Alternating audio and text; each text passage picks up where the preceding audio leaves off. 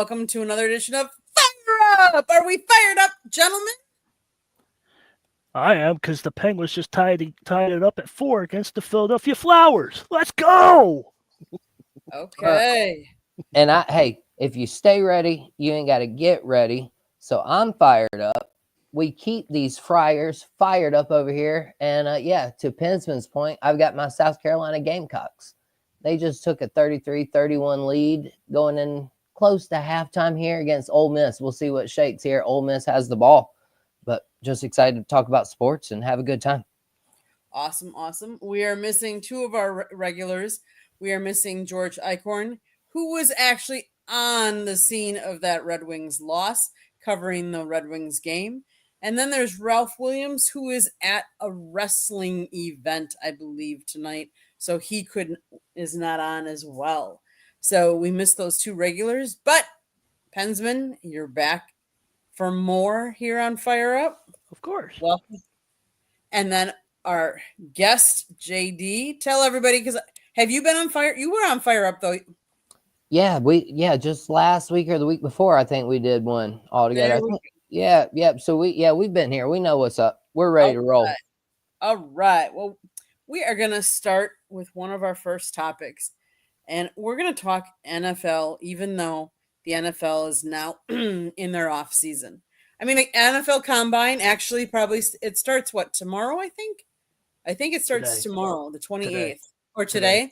Yeah. Okay. It was the linebackers. Linebackers.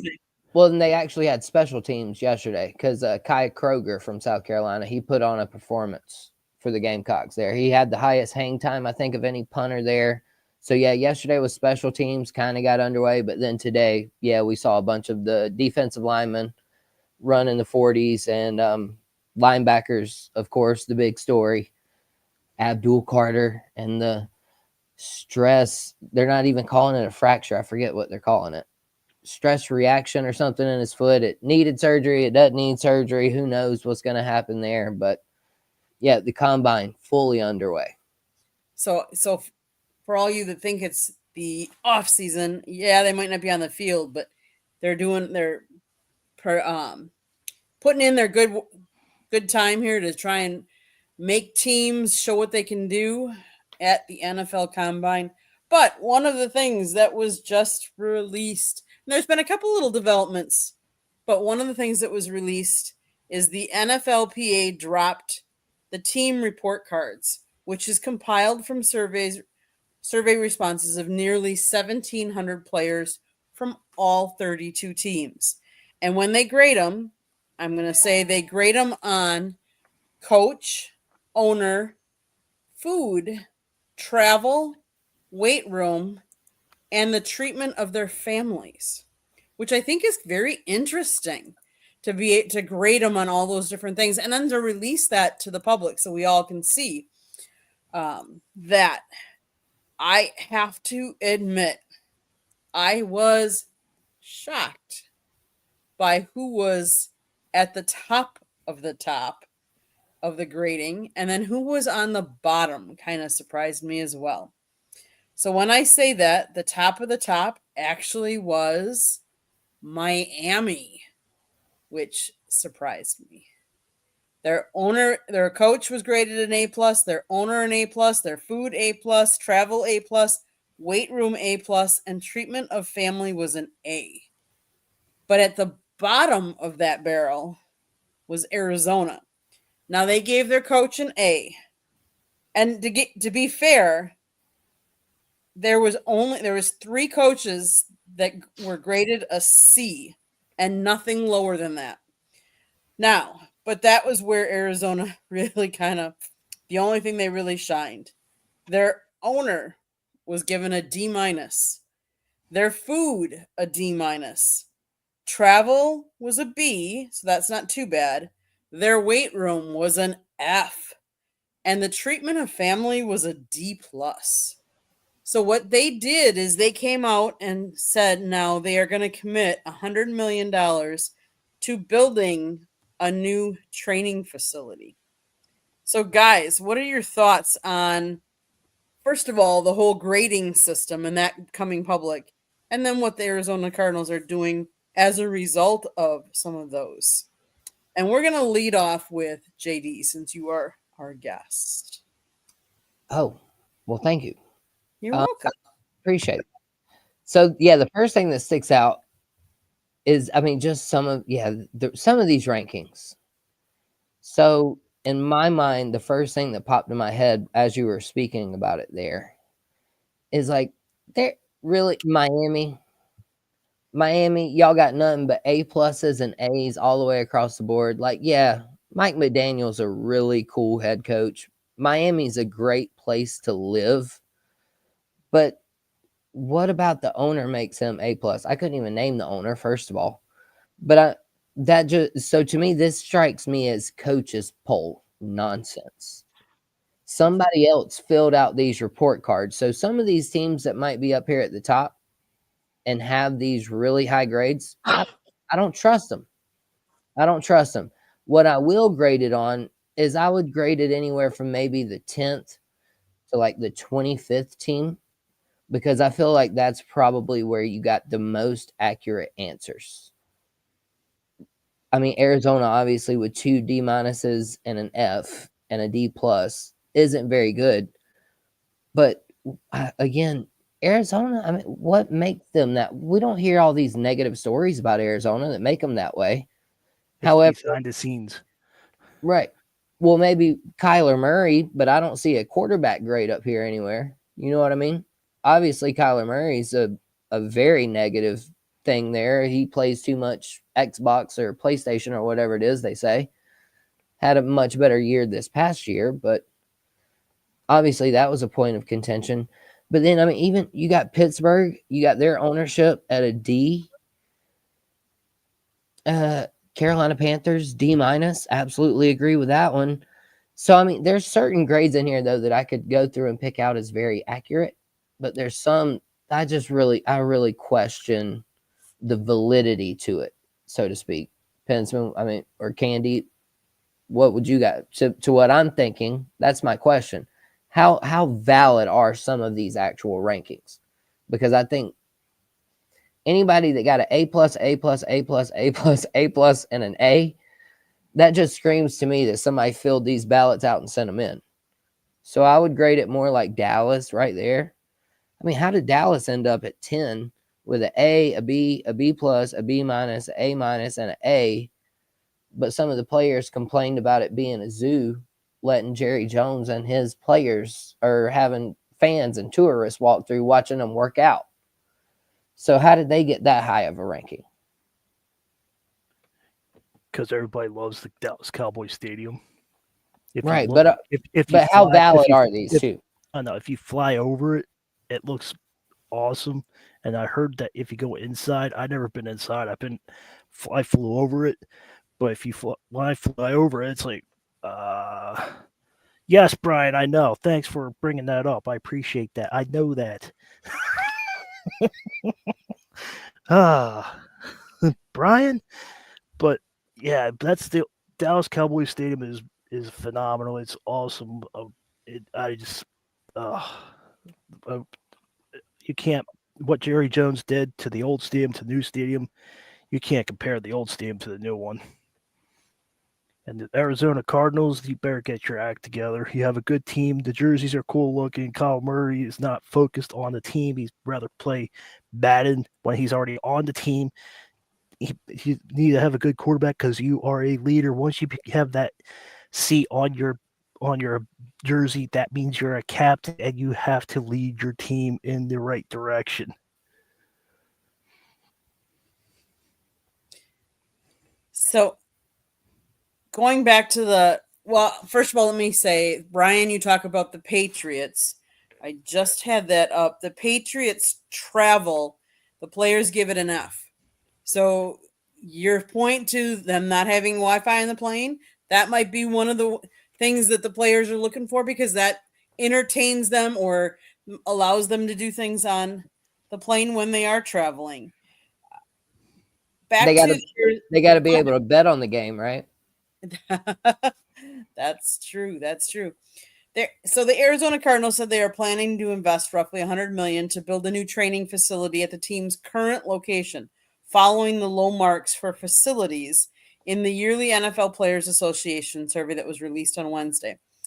Their goal is to provide the best possible environment, facilities, and resources, and to give our team the greatest opportunity to succeed, the Cardinals said in a statement.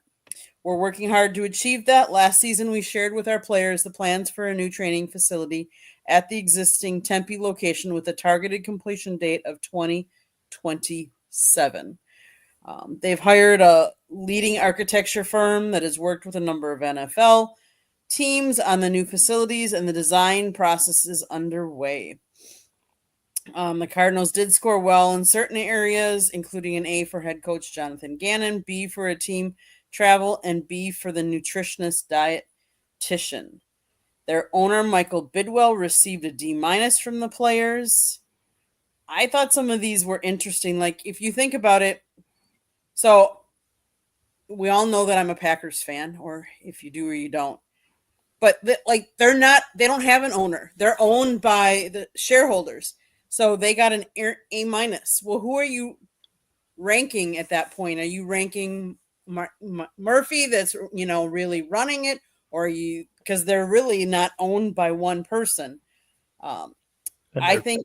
And they're trashing Lambeau too, by becoming in 7th. Well, they're giving the weight room an A.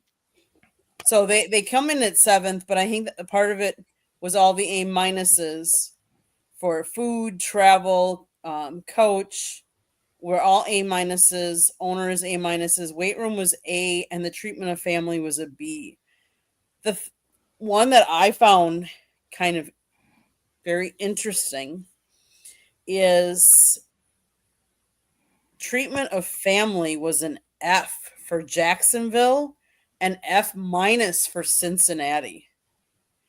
And then a D+ for Cleveland and Arizona. A D for the Rams. Guys, how can Steelers be 28th, like what Brian said, but the only A we have is Mike Tomlin? The stadium is awesome there. Acrisure Stadium is awesome. Heinz Field's awesome. What? Just because we got rid of the ketchup, it's a B or C? Come on. The stadium is awesome there. They're not talking about their playing facilities. They're talking about their weight room. Is that what they're talking about? Yeah, they're talking about the other stuff. There was 6 categories, right, Candy? Yeah, there's a bunch of them. Well, no, just on these report cards. It's coach, owner, food, travel, weight room, and treatment of family, which Candy was just mentioning treatment of family. And that's one thing I wanted to mention there. A lot of these cities aren't known for having a very good crime rate. So I'm very curious about, did treatment of family get all lumped together by how the family of players are treated by the team? Or is it about the community life of which they live in? I don't think it's the community life. I think it's how the team, maybe the owner, and what they do for the family. Like, do they, when they, like, let's face it, like the Jags play overseas and internationally. Do they pay for all of the family to go see that game? And do they pay for any of that? I'm not sure exactly, because I don't have a ballot in front of me. That would be an interesting question. Right. Well, and to your point though, too, I will say this, and anybody else can go after this, or Pensman, or if you got anything else to say, whatever, however we need to do it, if we need to move topics. But I got plenty of say on this. If the treatment of family though, so if we are gauging this based on how the franchises treat the family of their players, and you see them getting some of the grades they're getting, can you imagine what the treatment of fans is like? And why isn't that part of this report card? That's the most important thing, right? Mm-hmm. I mean, are they treating the fans properly? And that's what I was just gonna say there, JD. Who's actually giving these reports out? Who's actually voting for these? The NFLPA, so the Players Association. Yeah, what do they know? What do they know? They would know quite a bit, I would say. I would say mean, they're that in too, there. but I'm just saying that the Eagles are 22nd, the Chiefs are 27th, so and they're the Super Bowl contenders, and Eagles won the championship this year, as everybody know, but they're 22nd. Exactly, but I think for that reason, I think they're probably out of all the categories, they probably are weighing certain categories more. Now, I don't know which ones and why they ranked them from 1 to 32 like that. Right. That I don't know. I just found some of these interesting, like when you're talking about coaches and you're giving them a grade, and yet how many of those coaches did we move on from this year? Jacksonville. We all know that Doug Marrone was the coach. He got a C. He's out. The Bears, they had a coaching change. They also gave their coach a C. The Jets, they had a coaching change. They had a B grade for coach. I just think some of those are very interesting, and there could be telling too. Do we all agree with them? No. Probably not, but we're not on the inside and don't have all of those. The Jets owner, yes, he had an F.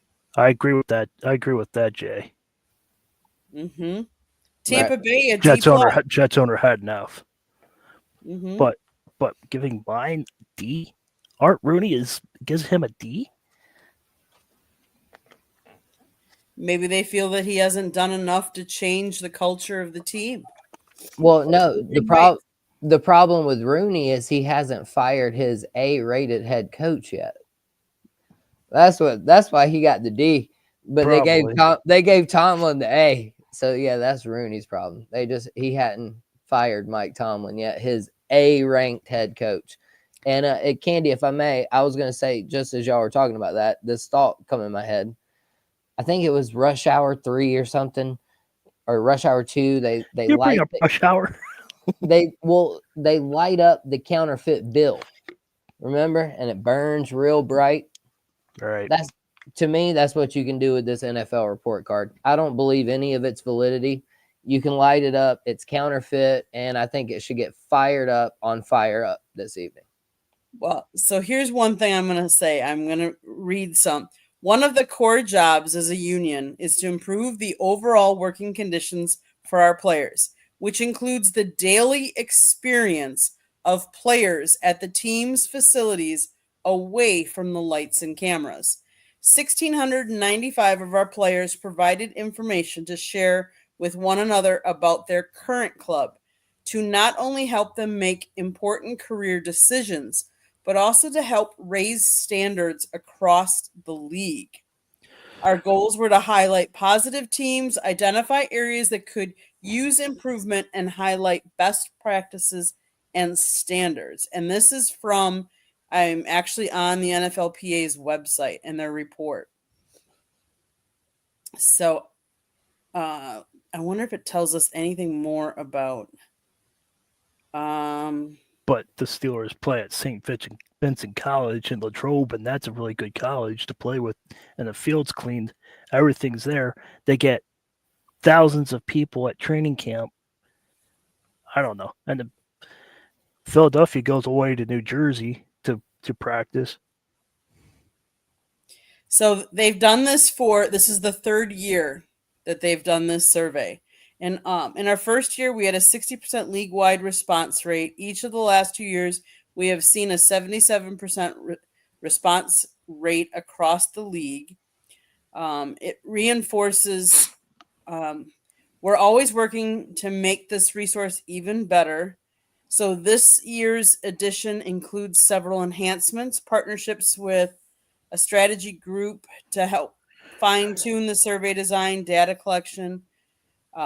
Keeping the categories consistent from year to 2 to 3 makes it easier to track improvements in both overall grades. They've added additional questions in certain areas to get a deeper understanding of player feedback. Now letter grades can be sorted within each category. For example, B+ grades can be arranged from highest to lowest. Let's see. 14th place ranking with a B+ is still a sign of a strong player-focused environment. From the outset, this initiative has been guided by 2 core goals. Keep players informed with 32 different workplaces. Even small details can impact players' daily experiences. For those with the options to choose their team, knowing how others rate their workplace is invaluable and to drive improvement. The report cards highlight areas where players can believe teams can do better, giving clubs actionable feedback to enhance facilities and support systems. It also, so I find it very interesting because I would say this for like the draft picks, that this might be a tool that they might use to see what other players that are in these different systems, where they're going to, what is a focus, what is a weakness that the players think of. I think it gives, we all look at it as fans. We all look at the, Boom. The Boom. teams.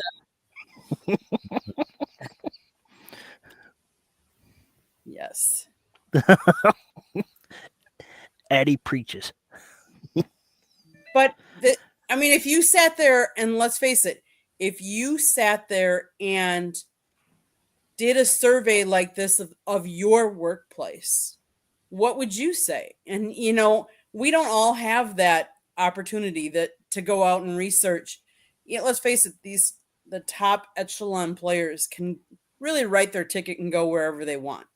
So like the Matthew Stafford, face it, Matthew Stafford. Now, not that he can go wherever, but he's one of these quarterbacks that, is he going to stay with LA? Is he going to go someplace else? Aaron Rodgers, is he going to go someplace else? Do they put any stock in this survey? And would that sway them one way or the other if they're trying to, just curious, Oh yeah, no, I agree. I hear you. The one thing though about being drafted is unless you're Eli Manning or Phillip Rivers, you don't really have much of a choice. Or maybe Shedeur Sanders this year. I mean, apparently Dion said there's only certain teams that can draft Shedeur. Right. So unless you don't really have much control over it, but I mean, it is really cool. I think the one word I think that was missing in order to get a really accurate reading from what you were reading about it is anonymous. I think anonymous would be a very valid keyword to add into that. If these players could do this anonymously, I feel like, because I mean, obviously Mike McDaniel, he's a super cool coach in Miami. I mean, if he knew that his players were getting this and he's trying to attract free agents, of course you would want to manipulate these surveys the best way you could, or you would want to give it to all of your happiest players. You would want to give it to the ones who listen and do what's right and all of that kind of thing. So, I mean, it just depends on how this all went down, but it is really cool. I know Jay over here, I wanted to shout him out. He's hilarious because he ranked his employer a minute ago in the comments. I don't know if y'all called it or not, but it was like, it sucks. It's terrible. I need a new job. All of that good stuff. Pretty much what all, yep, needs improvement. Yeah, my job, it'll be a C. Yeah, that's hilarious, Jay. That is funny Right there. stuff right there. Brian said, hey, this is a C. That's hilarious, y'all. I just think it's funny because none of us, I mean, I don't know about you guys, but I don't take it. I shouldn't say that. I do take a survey about my job, about things that they can improve, about the company and stuff like that. And as a manager, I get results for that survey as well. It's Right. anonymous but let's face it, if I'm a manager of 10 people, I might have an idea if someone puts a comment down who wrote that comment, even though it technically is anonymous. Right. Absolutely. But I think it's just interesting from a fan perspective because none of us are inside any of those locker rooms or any of those, and we all have our teams that we like and we think, Jay, That's what I was laughing about. I'm sorry. no, that is hilarious. man. And yes, 100% would know who wrote it, especially if it has a comment section. And yes, most of them do. But I just think from a fan's perspective, for us to see that you might have a blinded eye when it comes to your team, because you might think of your team in whatever respect, if whether you think they're the greatest thing since sliced bread or not, that sometimes that we forget about all these little other things that the team has to deal with and the players have to deal with, the travel. Like, are they taking, and the way I'm going to bring it back to a movie, Major League. Remember how the owner, she wanted them to lose. So what did she do? What plane did she give them? How did they travel? And I don't think we think of all those little things. And especially when now you're talking about NFL players and playing internationally, you're going at international travel. So I just find it kind of interesting. That's all. And that's why I thought we would bring it up tonight. Oh yeah. Yes, Jay. Family show. That was the motivation for the there you go. There it is. Family show, people. Eyes up here. There it is. Yeah. There it is. There's the famous JD. Well, and this one was it was a picture, and they just took, and it was PG at the end. They had, but we won't get into the rest of that, because some of that movie, although it was very good, but so it just proves to you that what teams do and what you can go through. And I don't think we always realize and think of it from the NFL or any of the major sports. Right.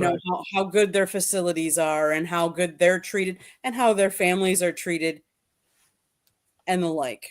And this will be a question for another day too. And I'll throw it to you, Candy. So this one will be for next time. Should some of the Chiefs, I think it was, they said they couldn't take their shoes off in their hotel room or something. But let's be honest. I mean, if you're Patrick Mahomes and you're making $40 million a year, $50 million a year, $60 million a year, whatever some of these quarterbacks make, should you even have to worry about what the team accommodations are anywhere? Can you not just pay for your own room? Some of these dudes, they're only making $3-4 million a year or less than that, league minimum, like Brock Purdy.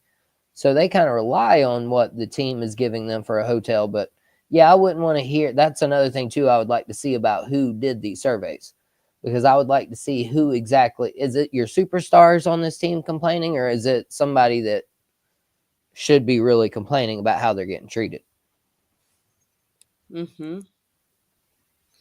Most college teams travel on planes could be better than the NFL. I talked about this the other night. My wife's getting on a plane soon. I'm super nervous about it. Sorry, that's really random, but it ties into what he just said. My wife, she's getting ready. She's going to a bachelorette party in April. And there's been way too many plane accidents. Can we figure out airplanes? I asked that question, please, the other day. Y'all, thoughts and prayers over here. Thoughts and prayers. Definitely. Okay. 3, please. I need you to pay for my hotel room. I can't afford it. GoFundMe. GoFundMe might help you, Jay. Right. No, well, he was talking about what I was saying too about some of the players making like 3 or 4. But yeah, hey, some of them make way less. I know where he was getting at, but I'm just trying to bust on him. He busts on me every week. So. Oh yeah. Jay's been hilarious. GoFundMe, and then you can get your $3-4 million hotel room. You can afford it. And let's face it, I know this. We weren't going to talk about this, but let's face it. Kelsey announced he doesn't want to go out that way. He's going to be back next year. J.I. says he loves your GoFundMe idea. There you go. Start it tomorrow morning. But there is another sport that just started playing games a week ago about MLB is back. So anybody out there? What, Pensman? Finally, yes, baseball is back. So, thoughts about some of the changes they have made and what they're doing this year. Pensman, I know you wanted to really talk about this, so I'm going to let you take the lead on telling everybody what has changed and what they're trying out here in spring training. All right, but first I gotta do this. Give me your money. Sorry, JD, if you're drinking. That was just perfect timing. Hashtag give me your money. But no, the challenges are phenomenal as much as I've seen in spring training. And I watched the Yankees and the Phillies, and they tied at 7-7. That's the only thing I don't like about spring training games is the tie. But if a pitcher and catcher don't agree, the catcher can go like this, and they can go like that, and then the umpire will see that they can challenge it. If the ball is close to it and they call it a ball and it should be a strike, the catcher will do what I just did, and they can challenge it. And during the Yankees and Tampa Bay game last Friday, I think it was, they just did it for fun. I think it's not totally sure that it's done and over with, but it was clearly a ball. But the catcher wanted to challenge it, and they said it was a ball, even though it was a ball. But what they did, what the season's coming up is going to be so great. It speeds it up. There's no questions about it. There's no, if it's a strike, if it's a ball, you can't do anything. But now you can do something about the questionable strikes and ball counts. That's what I like about it. Okay, JD, thoughts? My first thought is, and I'll say this about NFL, NBA, MLB, hockey, whatever sport it is that we're playing, I just want it to be right. At the end of the day, I don't care if you need to review it. I don't care if you need to challenge it. I don't care if the referees need to get together in a huddle and discuss what happened on the play. I just want it to be called 100% accurate, 100% consistent. And I'm sure many gamblers out there who put money on these games and all of that stuff who lose sometimes over these bogus calls. I mean, we all heard the Chiefs thing and all of this stuff. So I just want it to be right. And this ABS system, it has the chance to get balls and strikes right. I saw a video the other day. 4 95-mile-an-hour plus fastballs, all right down the middle last year. Every one of them in the strike zone called a ball. Was it the Phillies game? It was like 4 of them. No, it was all different teams. I forget which all. Okay, yeah, it was 4 completely different occasions. I thought you were talking about when Schwarber was going like this to Angel Hernandez. Oh yeah, well, and thank goodness that man retired. First of all, yeah, of course, he was gosh awful. And I get it. You're not going to get every call. You're not. Sometimes they're going to be too close, but to be able to have the technology to get it right, to me, that is the logical explanation. Just get it right. Like I said, I don't care what you got to do it. Yes, I'm fine with the human element staying in the game. I still want some umpires. I'm good with all of that, but to be able to have this technology, like with the NFL, I'm sure that was probably going to come up too. They're looking at doing their Hawkeye thing or whatever, where they'll be able to tell where the ball is. But even then, a side judge will still spot the ball. But at least if you gain the first down, they'll know for sure if you gained the first down. And to me, I don't care. The judge, after I get that first down, he can spot the ball 6 inches, a yard back. I don't care. I got the first down. That was the objective. So I'm good. Just get it right. I would agree. Now, I can tell you that they are trying this out in Major League in spring training. The earliest it would take in effect if it goes into the regular season would be 2026. So this is something they're just trying this spring training season.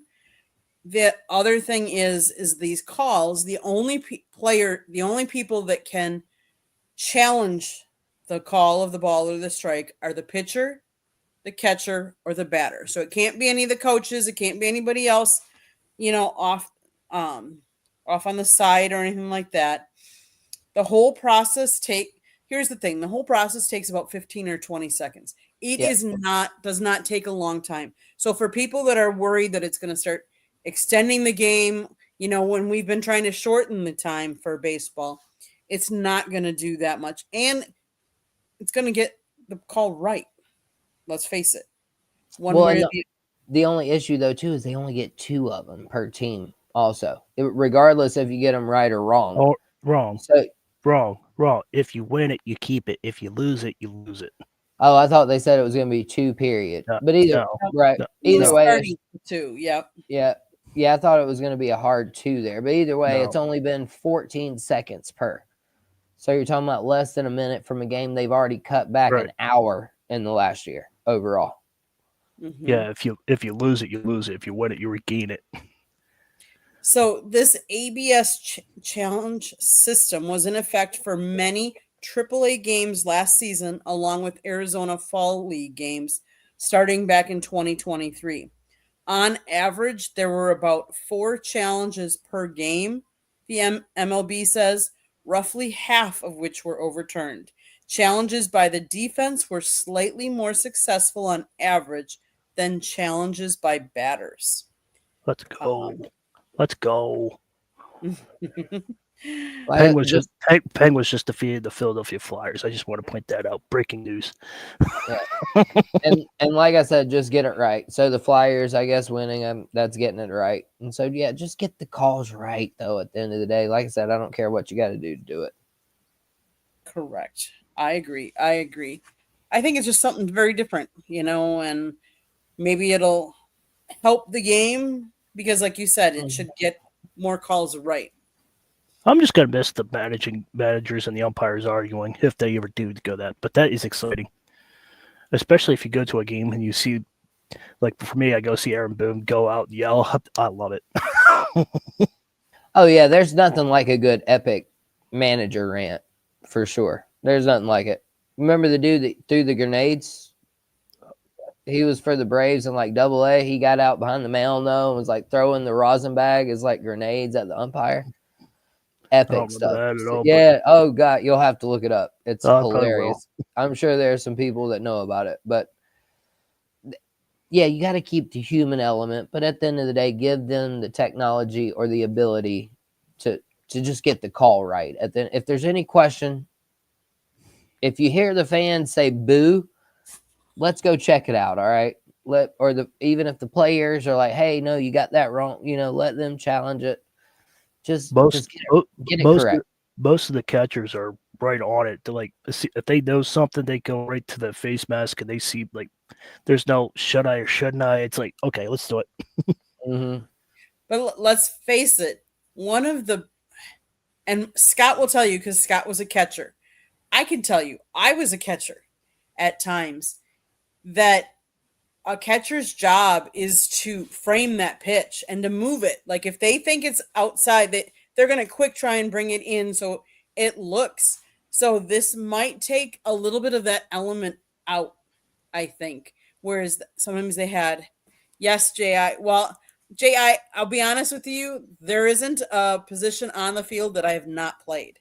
I have played all of them. I played softball for years and years. I played both fast pitch and slow pitch, and I was a pitcher in both, so I could do both. And I've been catcher. I've played first, shortstop, second, third, and in the outfield. So there isn't a position that I have not played. But Scott was really a catcher, and one of the things he'll tell you is, and this is going to be really hard to believe, he was a talker. So he would talk to the batters and try and get them moving and distract them and stuff like that. So that I can totally see him doing. But well, no, not on the same play, Jay. I'm not that good, but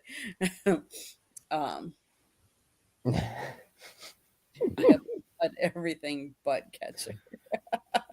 Seriously, really seriously. Yes, J.I. And J.I., I have to say thank you because one of the episodes you were on and you sent a picture. So J.I. had a baby in the last couple months, and he sent a picture of the baby to Scott. And so I got to see cute kids. So congratulations. Oh, man. Yeah, congratulations for sure. Don't worry. They'll be 5 and 3 like mine are before you know it. So enjoy it. Yes. Baby's 3 months old. Wow. You're welcome. Thank you for sending the picture because I love pictures of little kids. But so Mickey said I can see Scott doing that. yes, I can too. So I'm going to bring up a topic that I didn't tell you guys about. Let's talk just a little bit because I think you guys will be fine with this. The NFL and the NFLPA agreed to a $279.2 million salary cap for 2025. That represents a 9.3 increase from last year's 255.4 million. Total player costs, including benefits, are projected to be roughly 11.6 billion league-wide. The league previously informed teams that the cap would fall between 277 and 281. The NFL salary cap has increased by 159 million since 2011. That is a huge pay increase. I'm sorry. And I was looking, the salary cap from 2020 was at 198. In 2025, we're talking 279. That's a huge increase. Guys, your thoughts? Like, my salary hasn't gone up that much in 5 years. What do you guys? No, absolutely not. Golly, you gotta fight tooth and nail to get a raise doing anything these days. And what's crazy to me, I think the NFL is gearing up because they realize that the NBA is far and away paying their superstar athletes way more money than a lot of the NFL superstars are. Granted, they have a shorter lifespan. You never know, when an injury might come down. But even then, we saw Deshaun Watson. He got his $250 million. We see Dak Prescott making $60 million a year. To me, what's wild is how they find a way to field a team still. Like you just said, it was 254, jumped 24 million or 27 million, whatever it is. Mm-hmm. They're just getting ready to hopefully get that huge $1 billion deal like the NBA got. And they realize that the league minimum, the NFLPA, like we've talked about earlier, they're going to make sure that league minimum has to climb soon. And I'm sure, there's no other way for it to go other than up. So, J.I., the roster size, as far as I know, has stayed the same. It's Correct. 53 players split on offense and defense and special teams. There are plus they have a practice squad of up to 17 players. Now, the teams can carry 90 players in the offseason, but must be down to 53 by the deadline in August. So, and only 48 can participate in the game. So, and the NFL settled on 53 players all the way back in at least 1993. So that gives you an idea for roster size and how they've increased. And I know I didn't prep you guys on that one, but I just thought that was kind of an interesting. I got something to add to that. Yes, by all means. Of course, you got to hear this because I'm a fan. But the Steelers are up by $60 million now because of that pay increase that Candy just mentioned. That takes us to 9th in the NFL. So Justin Fields gets signed. TJ Watt gets signed. So we have the money. Before this increase, we were tight. Now that we got the increase, we got $60 million. Let's go out there and let's get a contending team and let's actually win a playoff game. Can we? Thank you. Shoot, man. Hey, the Carolina Panthers, even though they have really no superstars that it feels like they're paying, somehow or another, they're very low in cap space. So, yeah, hopefully this increase helps the Carolina Panthers out as well. I don't know if they'll be able to attract any free agents this year. So, hopefully we nail the draft and don't do anything crazy. Maybe with this Abdul Carter stress fracture thing, maybe he'll slip down to 8 for the Panthers to gobble him up. I doubt it, but we can all hope, right? JD, I got something to tell you. The Panthers just moved up to $28 million. Yeah, it's ridiculous. Like, who are they paying? Who? I Right, know. like Bryce Young is still on a rookie contract. I mean, I I know know. I'm just we signed saying Miles that Sanders to like $9 you million still have a year. Like, you got that who pay. You got that pay. who are You we got that pay paying? increase. I don't know. It makes no sense. Like, we literally, I mean, Jadeveon Clowney, no, we weren't paying him a whole lot. Shaq Thompson, he wasn't making all that. I mean, are we still paying Luke Kuechly? Did we forget to remove him off the payroll or something? Did we forget to remove Cam Newton from the payroll? Like, who are we paying, people, to have the lowest, like, most ridiculous cap space? And so, yeah, but all in all, the NFL contracts will continue to go up. It'll be interesting to see if people start paying running backs again. Jay, your Detroit Lions are at $52.69 million of pay increase. Hope New that England, Yeah. New England, 128 million, says Brian. And New then the England. Raiders 96, the Commanders 81. That's what the Panthers should be at. I mean, the Panthers aren't paying anybody better than the Patriots are. You got it, Jay. How? What? Panthers have It's 7. ridiculous. Panthers are paying over 7 million in dead money. So I don't know who they're paying. This site doesn't tell Adam me. Thiem's isn't making any big money.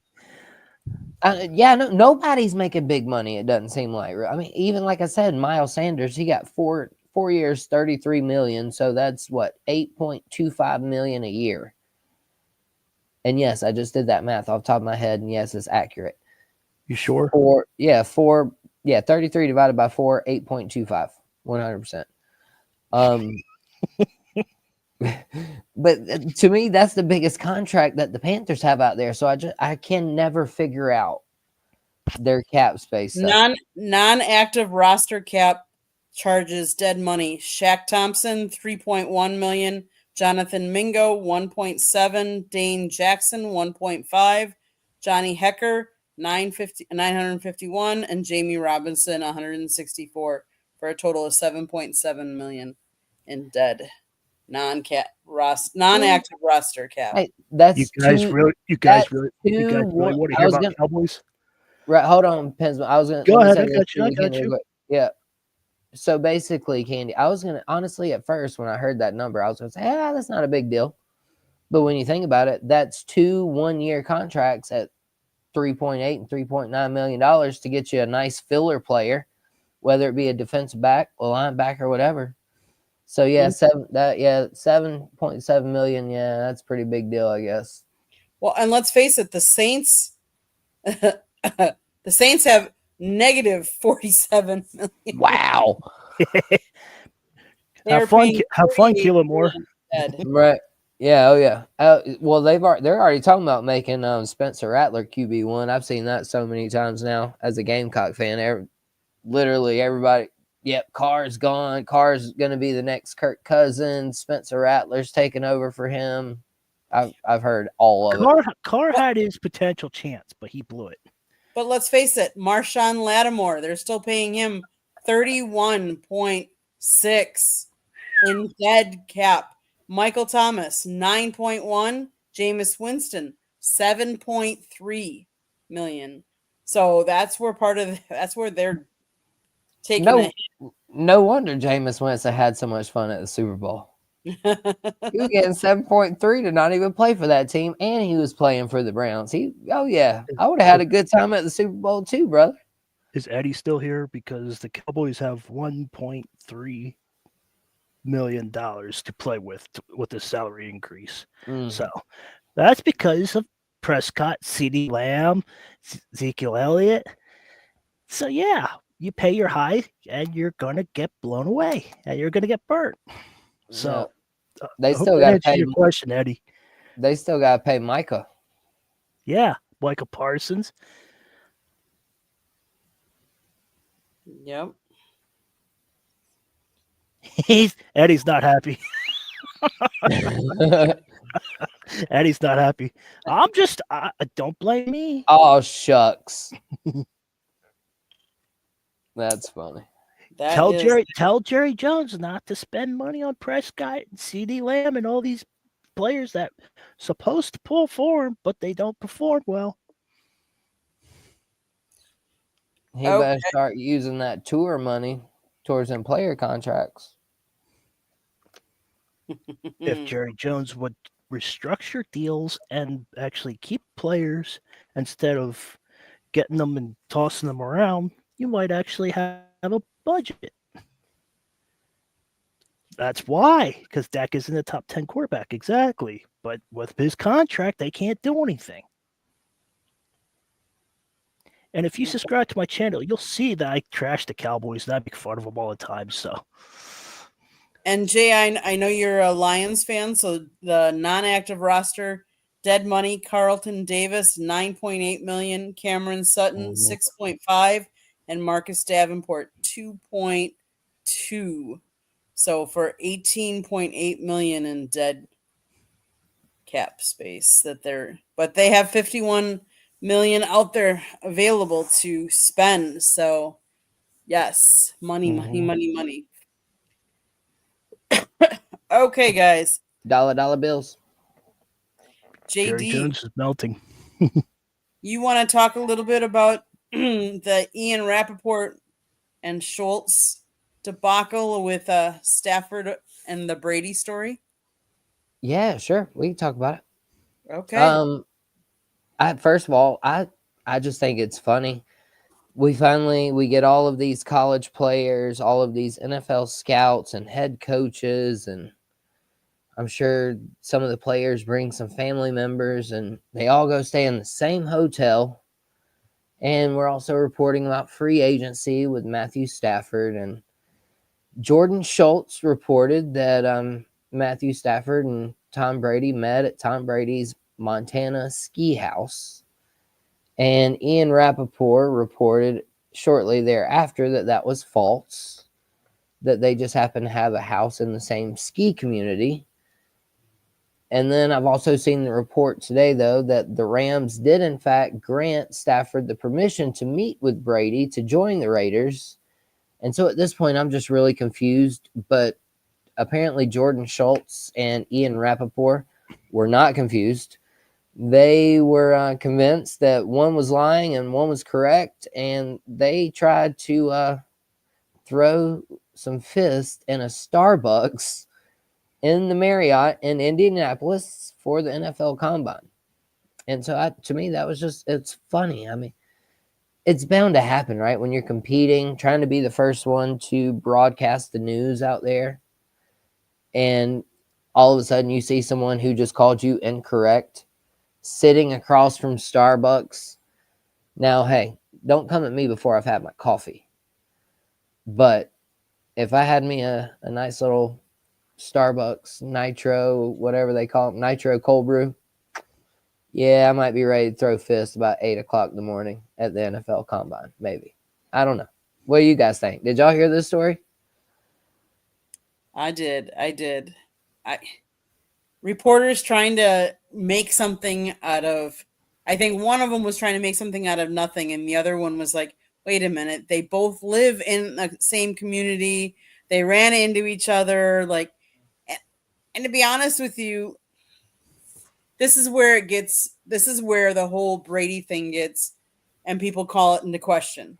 Like, is he acting as an owner or is he part of the media, and where are the boundaries? Like, but anybody can, hey, we live where we live, we shop, we go out, you see people. Yeah, who's to say they're not just friends? Right. Who's to say they're not just friends? And yeah, like they just happen to live down the door and they were talking. I mean, I know we just saw something with Rob Pelinka and Nico Harrison after the Luka trade. The photo of them came out supposedly at a coffee shop. But yeah, I can't. Has anyone seen the photo though of Schultz and Rappaport at the coffee shop yet? Because I want to see the video. I want to see. Give me the security footage. I'm sure there's security cameras in a Starbucks. Can we see it? Because I think some of the listeners over here, Jay, they want to know who would win in a fight. Man, I couldn't tell you. I've never seen either one of them fight, but we can put odds on it. We can bet on it. Go to BetUS for that too. One of the things that surprised me when I was covering the Super Bowl and I got to see, like, Scott got a picture with him and Ian Rappaport, and I actually got a picture with me and Adam Shefty. I was surprised that they're not as tall as I thought they would be. And so I think, when we sometimes see people on air or on set, they're normally sitting down, they're behind it, and you don't necessarily see, not that you have to be tall to be a good fighter or anything like that, but I think you have this perception maybe, and you picture them, because a lot of times you're just hearing their voice and stuff like that, and you don't see them standing next to other people. That I think that makes it very interesting. I was just surprised that they weren't taller than what they are. But I think I've heard that about Schefter before. That he's not as tall as you would think he is, or something like that. Yeah, he's like 5'6", maybe, or so, 5'8", 5'6", 5'8". Maybe 5. I don't think he's 5'8", maybe 5'6", because he was just slightly taller than me. I'm trying to think. I do have Jay a said, picture. Candy said that Candy is height shaming. No, well, hey, I'm 5'2". She didn't mean it, Manny. She didn't mean it, Manny Pacquiao. She didn't mean it. 5'2", 110 pounds, soaking wet. Oh, you guys are funny. You guys are. Manny Pacquiao is like 5'8", something like that, 5'7", something like that. He can still fight though. Didn't mean it, Manny. Right. Well, hey, that's what I was about to say too, Candy. I'll throw it back to you. So, have y'all seen about the John Rocker and Patrick Mahomes Sr. fight that's supposed to go down? So, yeah, maybe we can just get Rappaport and Shefty. Maybe they can be the undercard. Or no, not Schultz and Rappaport. We can just get those guys to be the undercard. And then you can have John Rocker and Patrick Mahomes Sr. follow it up later on in the evening. That is funny. Those two really are supposed to fight. If y'all haven't seen that video, I highly suggest checking it out as well. John Rocker and Patrick Mahomes Sr. in New Orleans. As a matter of fact, Kenny, I'm surprised y'all weren't there. I'm surprised you didn't see it. They almost got into a street fight. John Rocker and Patrick Mahomes Sr. No, I did not see that. Was that during Super Bowl? Yeah, during the Super Bowl. Correct. Yep. Yeah, highly recommend y'all check that video out. But yeah, apparently they're gonna fight and box. So while that was going on, they're probably on Bourbon Street. Yeah, I think that's where they were. If they weren't on Bourbon Street, they were somewhere close to it, because New Orleans ain't that big. Kind of big, but it ain't that big. That is funny. That is funny. Okay. Oh. I'm pretty sure they were both inebriated, Eddie. Pretty sure. No but comment. check the video. Just go look at the video. It's pretty good. So we'll just get Rappaport and Schultz. We'll put them as the undercard, and they can duke it out. Okay, guys, it's time. Unless you guys have anything other topics you want to quick bring up, I was going to head to my town. Go to my town. Let's do it. Okay. Mr. JD, why don't you lead off? Oh, yeah, I'll be happy. Yep. I'll take it real quick. Ben says hi, by the way. Hey, Ben. Appreciate you being here. You got here just in time for Furman basketball. So last night, they absolutely smoked the Citadel.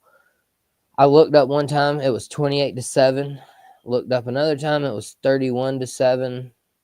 Tom House, he is the only player to shoot more than 5 3-pointers in one game and make all of them.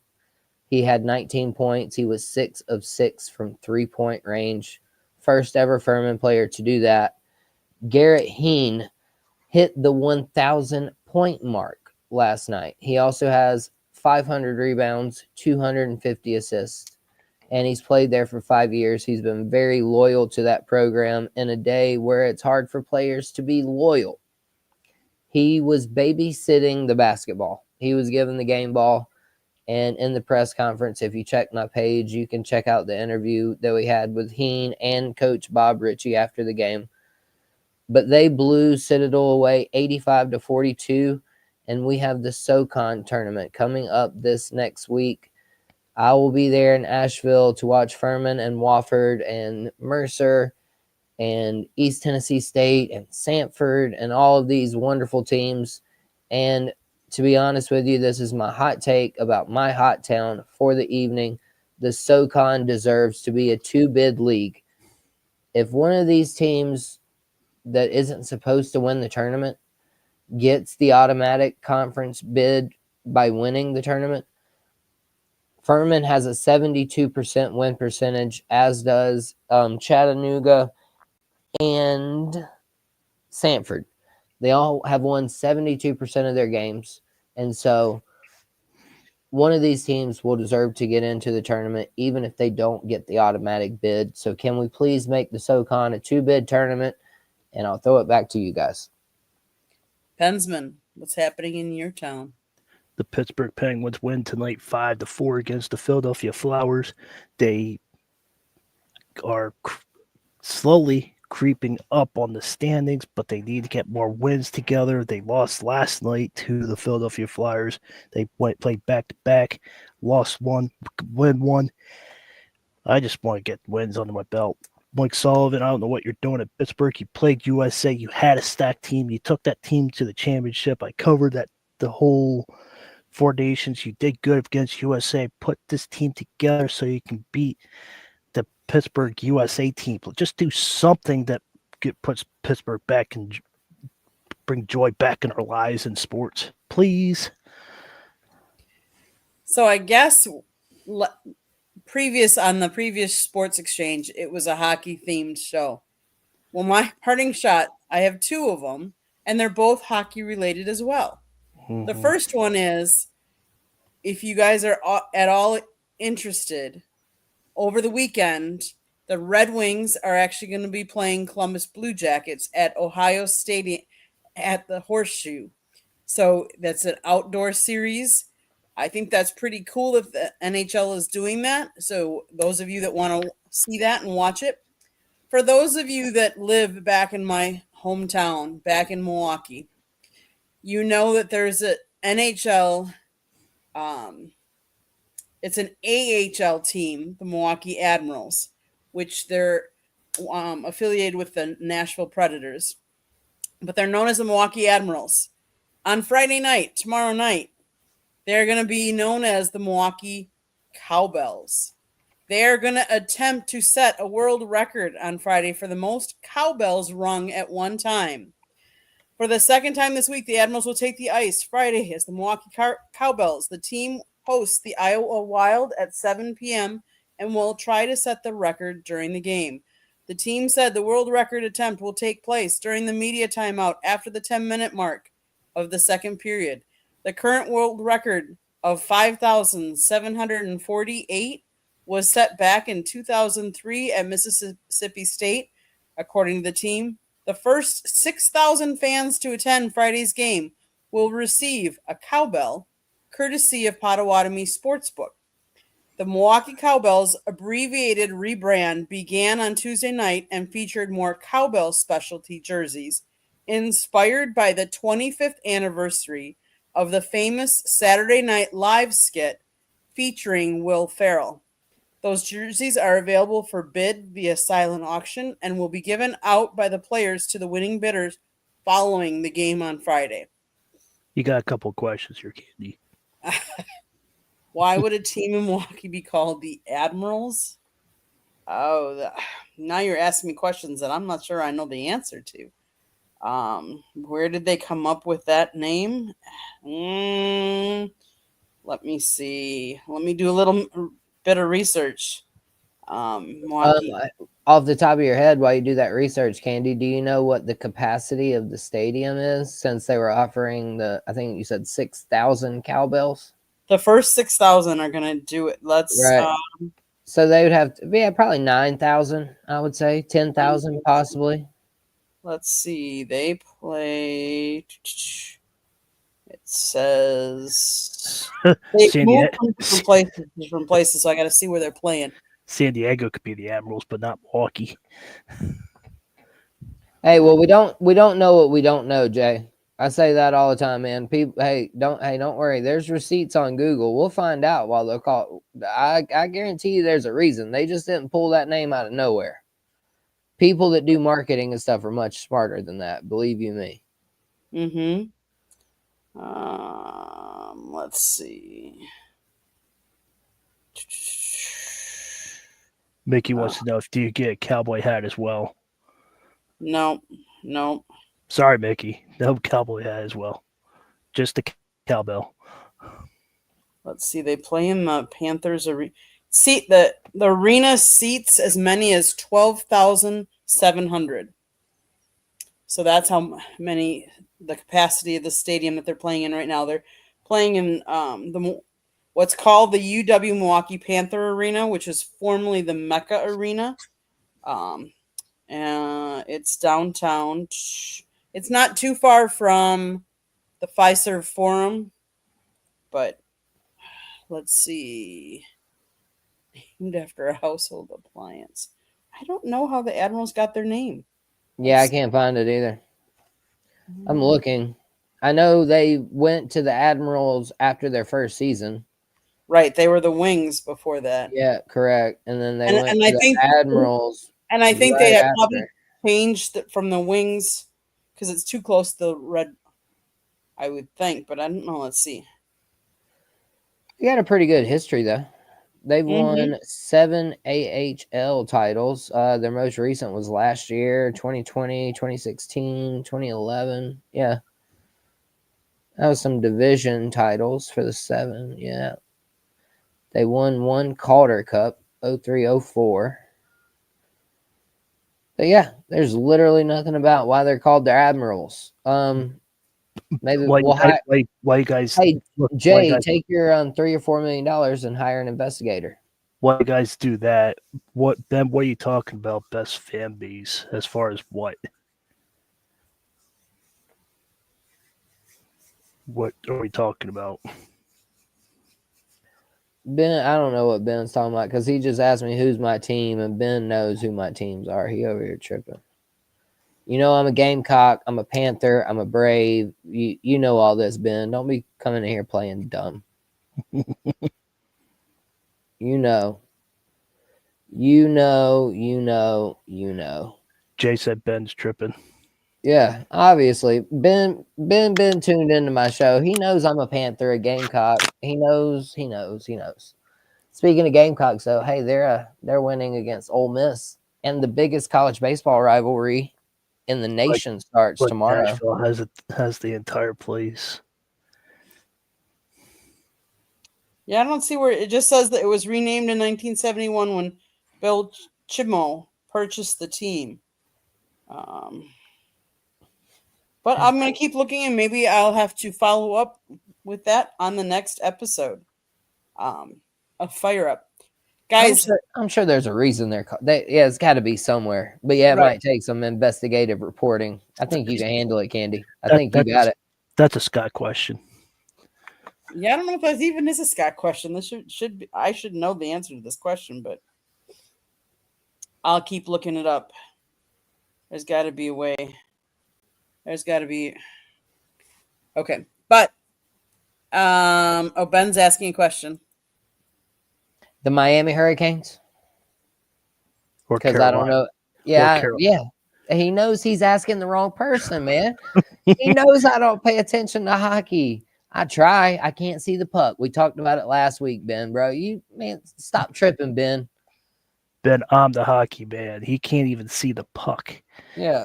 But hey, if you're regarding the hockey or the Miami Hurricanes, the Miami Hockey Canes, the Miami Hurricanes, how about that story where Cavendish said she didn't have anything to do with Carson Beck transferring to Miami? Jay said puck blindness. That's good. That's funny, Joe. But yeah, Haley, whichever twin he's dating, she said she had nothing to do with the Jets. Hold on. Now he's got me fired up. The Jets don't need a President's Cup. The President's Cup is whoever gets the most points in the season.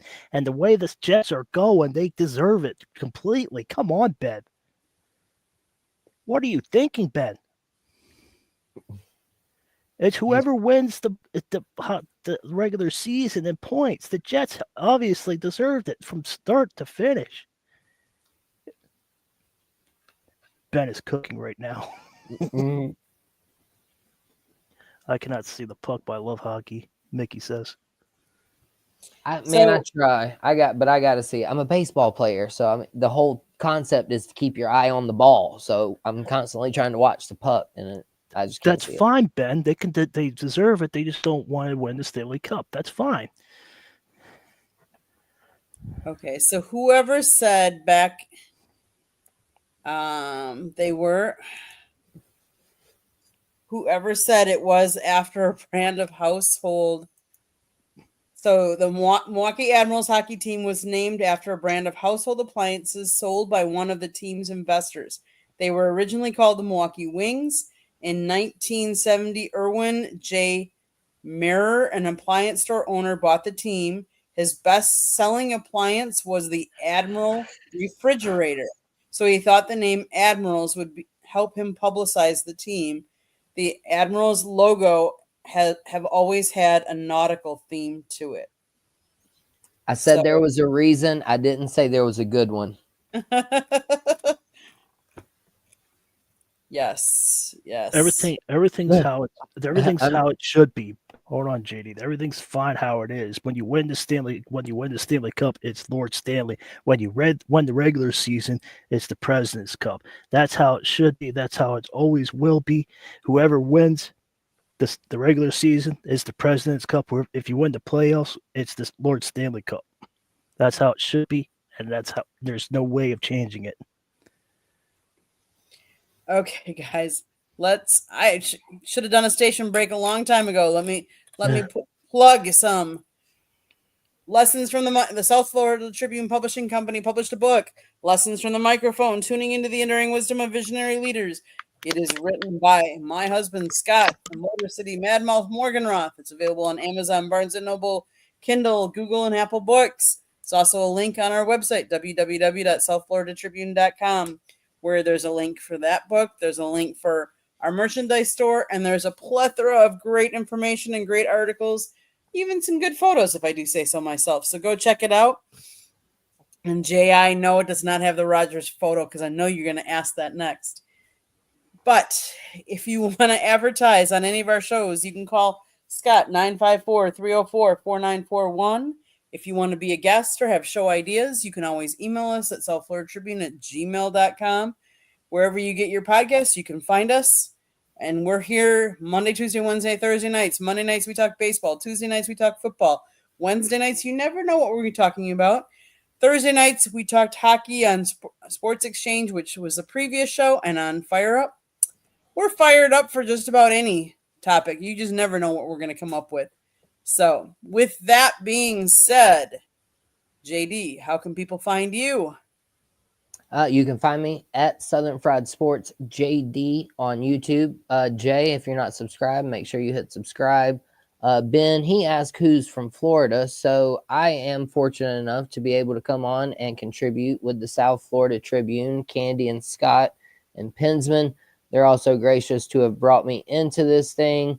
No, I'm not at Bobby's Barbecue, but I'm very close to it. And yeah, it's time to go eat some tacos. But make sure y'all hit subscribe if you can on Southern Fried Sports, South Florida Tribune, and I have a new Gamecock page on X. That's right there at the bottom of the screen at GSM_Gamecocks, covering everything factual and maybe an opinion or two, depending on what the opinion is on that page. And again, just thanks for having me here. Appreciate you guys.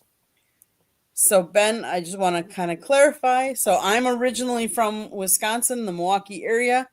My husband, Scott, he is originally from Detroit, but we live in South Florida, around the Fort Lauderdale area. We cover the Hurricanes on a regular basis, and we have this network, and we have a host of shows. Either I host, Scott hosts most of them, but this one he calls my country club, and that's where we're from. Pensman, tell everybody where they can find you. I'm going to elaborate, but that's what makes it fun. Go back to that one. But No one's ever won the President's Cup and the Stanley Cup. That's what makes it fun. That's the same thing with the NFL. You win the Lions did this year. They were the best team, and they had their bye. The Commanders come in and they beat them. So that's what happens. Same thing with hockey. You win the President's Cup, you get beaten in the playoffs. You're just not prepared enough in the playoffs. You're prepared in the season. So that's how it goes. I'm the hockey man, but I'm Pensman Sports. I'm on YouTube at Pensman Sports. You can follow me on X at Pensman Sports. Awesome. Let's see. Yes, Pensman does great play-by-play. I appreciate everybody that's been in the comment, that's been commenting and listening, and I appreciate both of you guys from coming on and talking sports with me tonight. I think this is the most chat that's ever been. I think we've had some days that, but lately. Hit the like and subscribe for everybody, and I would say not only the South Florida Tribune, but everybody that comes on and is guest on our show. Most of them have their own YouTube channels. Please hit subscribe and like, and tell all your friends about their shows as well as our shows, because that's why we're here. Is we want to get more subscribers. We want to get the word out and talk and have fun like we did tonight. So both of you guys coming on tonight. Everybody enjoy the sports this weekend. There's baseball, there's college basketball, there's NBA, there's NHL. So there's a lot happening, and the NFL Combine if you're at all interested in that as well. So everything. And JD, where's the race this week? Coda. There you go. Yes, sir. Man, you didn't think I was gonna know, did you? A lot of people actually, I don't know if you guys saw this or not, so they cut out like 3/4 of a mile, half a mile of the track, and everybody was asking about the layout because they literally go from turn 6 to turn 12, and everybody couldn't figure out how NASCAR math worked. And so the course numbers, they stay the same, they just eliminated part of the track. So turn 6 leads to turn 12. I don't know about it really all that much yet, but we'll find out when we go racing on Sunday. There you go. There's NASCAR on Sunday, and he puts up awesome shorts. I put up shorts on Sunday. So watch for those shorts on Sunday. There you go. And we keep putting up little videos that we've taken from Super Bowl, our experience there. We put up a great video last night. We did a show about the Wounded Warrior program and how the NFL supports veterans and the Wounded Warrior program, and how there was a couple and how she had PTSD and she was very depressed, but how the Wounded Warrior program kind of saved her. And so I would encourage everybody to go out and watch that video and that interview that Scott does with them. But again, thank you everybody for being on the show. Thank you, JI, for it doesn't share. I keep hearing that. JI, thank you all that were in the chat room. Thank you, JD and Pensman, for sharing a little over an hour with me and talking sports. Everybody enjoy your weekend and enjoy all the sports that are out there. And everybody will be back next week. We will. Yep, everybody should be back next week. Thanks, bang, bang.